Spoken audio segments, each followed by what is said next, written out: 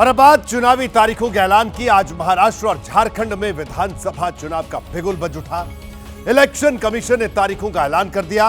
महाराष्ट्र की 288 विधानसभा सीटों के लिए एक चरण में मतदान होगा। राज्य में 20 नवंबर को वोटिंग होगी, जबकि नतीजे 23 नवंबर को आएंगे।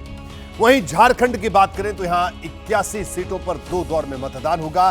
पहले फेज में 43 सीटों पर 13 नवंबर को वोटिंग होगी, जबकि दूसरे दौर में 38 सीटों पर 20 नवंबर को मतदान होगा। यहां भी 23 नवंबर को काउंटिंग होगी। यूपी के विधानसभा उपचुनाव की बात करें तो राज्य की 9 विधानसभा सीटों पर 13 नवंबर को वोटिंग होगी। अयोध्या की मिल्कीपुर सीट को फिलहाल तारीखों के ऐलान से बाहर रखा गया है।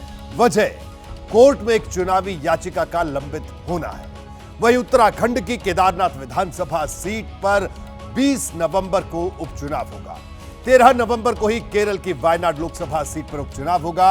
वहीं महाराष्ट्र की नांदेड़ लोकसभा सीट पर 20 नवंबर को वोटिंग होगी। उपचुनाव के नतीजे भी 23 नवंबर को ही आएंगे। वहीं हरियाणा में हार के बाद कांग्रेस की उम्मीदें महाराष्ट्र पर टिकी हैं। लोकसभा चुनाव में वहां कांग्रेस का प्रदर्शन काफी अच्छा रहा था।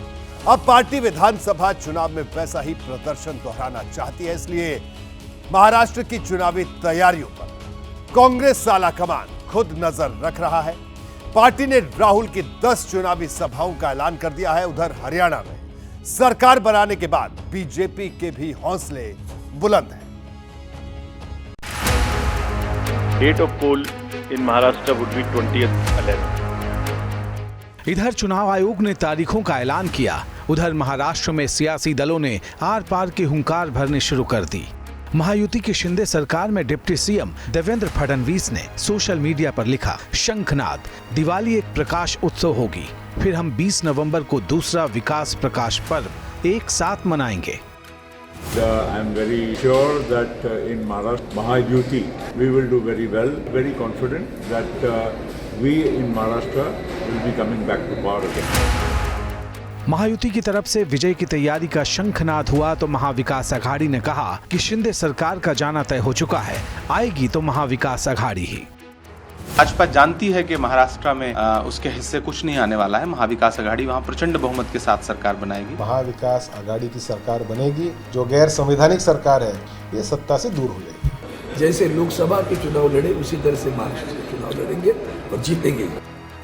इस बीच कांग्रेस ने ऐलान कर दिया है कि महाराष्ट्र में राहुल गांधी इस चुनाव के दौरान 10 सभाएं करेंगे। दावा यह भी कि महाविकास अघाड़ी की आपसी बातचीत में 222 सीटों पर सीट बंटवारे का पेच सुलझा लिया गया है।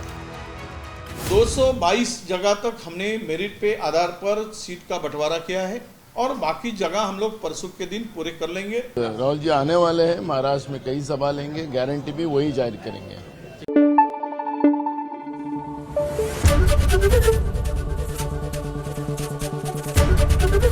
एबीपी न्यूज आपको रखे आगे।